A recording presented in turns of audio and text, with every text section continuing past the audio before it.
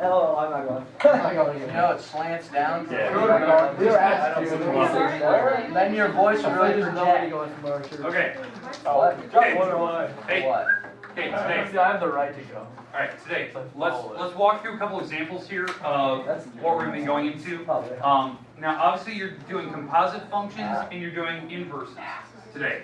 My goal is to show you a couple examples of composite and inverse where they ask you to actually evaluate. We haven't went through too many of these yet. I want to do one more with the graph idea today, where the graph kind of continues in one direction. Let's do this one. You look sick. Yes, you You look are. like you look sick. You don't look Okay. I don't feel good today. You don't look sick. So that's a really good curve. okay, so today, these are my two functions. The top one, the one with the curve and going straight, this is going to be my f of x. The second one is g of x, that's the one that goes up and down and then across. Okay, so composite-wise, what we're going to be doing here is they're going to ask you to do something like this. So find the f composed of g and maybe of 2.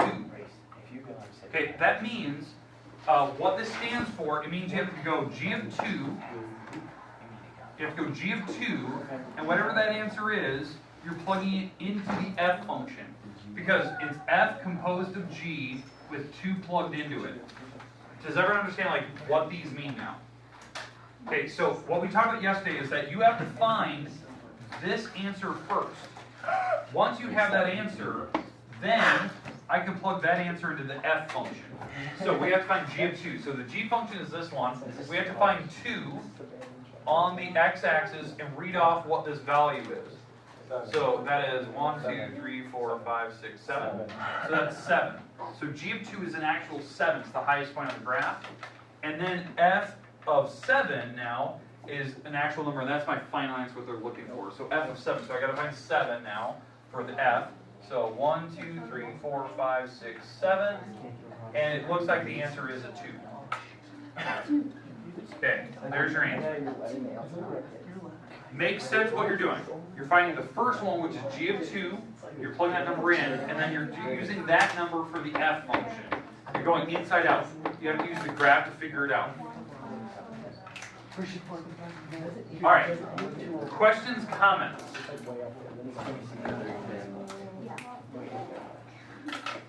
All right.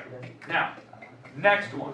Next one. This is a tricky one. I don't know if they give you any of these in the book, but I need to make sure if you have one, you know what you're doing here. So we're going to go this. We're going to go g of, let's go with g of, g of -1 of 7, and then the answer for f. Okay? Okay, so now, here's how this works. What this is saying is we need to find the inverse function of g, and the answer for that would have been 7. And whatever this is, we're going to plug that into the f function. So, it's f composed of the inverse of g of 7. Okay, these mean the same thing. Now, this is where I didn't talk about these yesterday, like how do you do this? Because do you agree we don't have a function to take an inverse of? Like we can't go find the inverse by switching letters and stuff. So what this actually means is for when they do the g of -1 of 7, if this is your function, right? If you have some g formula where there's some function over here, the 7 is the actual answer. That's what an inverse is. It's the y value. So what they're looking for here on this particular problem is what number would give me 7 for g? Which x value, so which x value would give me 7 for the g function? That's what a little inverse means. So the only spot for the g function that is 7 is this spot right here, right? That's 7. So what is the x number that gave you that? 2. That's this answer right here. Does that make sense? Inverse is the y number. It's like the y value. They're switching, right? The y and x were switched. So if they ever give you one of these, this is actually the y number. They're looking for the x value that gave me that. That's what the little -1 means. Now, on the next part, we need to plug 2 into the f function. So now we're just going to do this as normal. So you find 2 on the x-axis, 2 on the x-axis because we're doing a normal f function. We find 2 on the x-axis and we're plugging it into f. So here's 2. The f function is this one. What is the value right there? Let's say it's right on that spot. 3. Okay, does that make sense?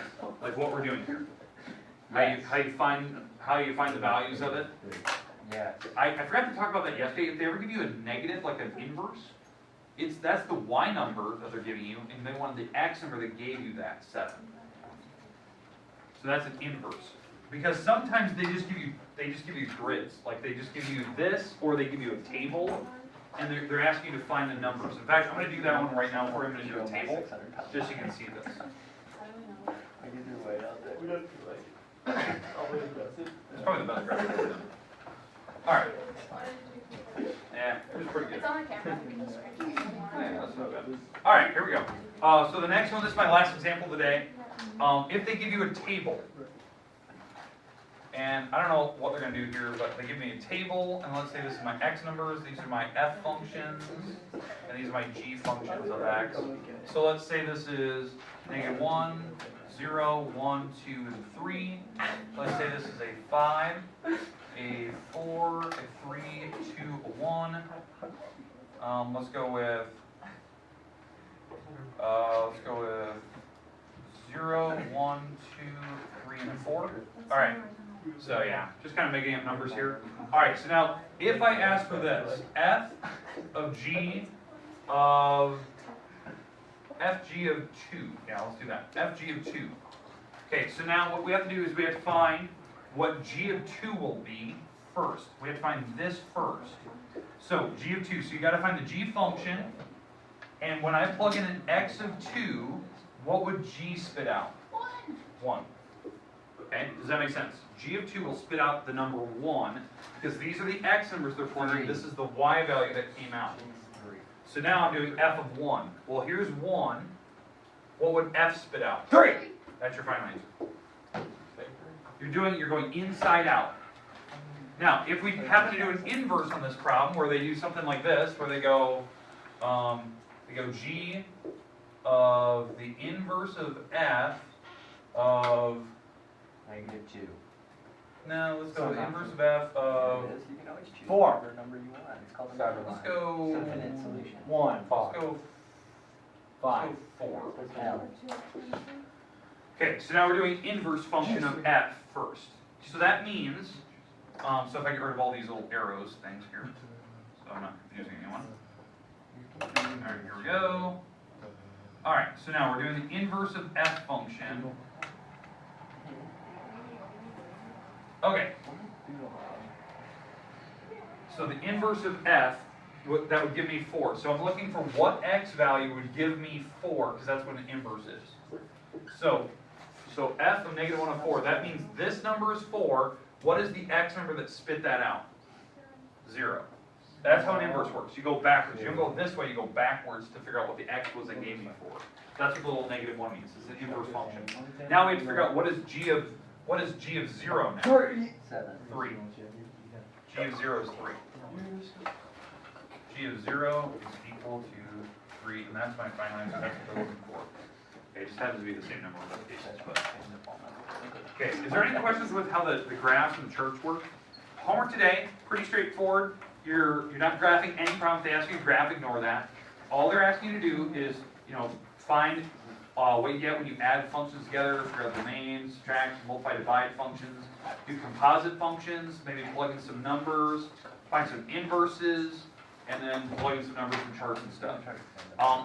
When you get to the inverse section of page 240, I don't require that you check them. If you want to check to see if you did the inverses correctly, you can. That means how you check is you just plug in numbers, or you plug in one function into the original, and you see if they cancel each other out. Okay, and they just go back to the original letter. Okay, but this is kind of the idea. This is what I was worried about today, because I didn't explain that to you yesterday. You have the rest of the time today to kind of work. I think you have, what, 20 minutes or so? So there you go. Thank you, Oh, yeah, Mr. it's a Ward. short class period, isn't it? Yep. That's correct. Correct. You are at the same time. Correct. Moral. Let's move to this back on. Oh, Ah, don't sit there. You know the book, I don't. We're just gonna gossip. Hey, hold! I need to talk to this. You sold your what? My kidney. Oh, you're just kidding. You can sell a kidney for $8 grand. There's no blood, $1,200 a gallon. Yeah, but you don't have a gallon of blood. Yeah, but if you collected your blood, they have That's your math.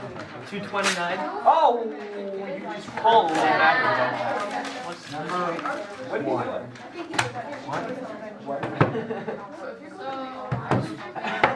No, I just haven't put it in my folder yet.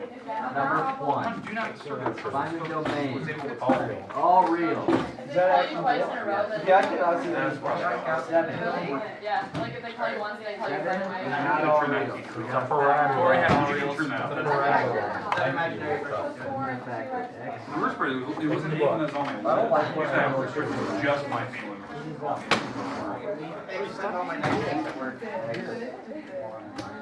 Some people would love to be in your shoes, Reese. Here you are complaining. Hey, about you where- Can't be negative No. 3. I said some people, not All all. real except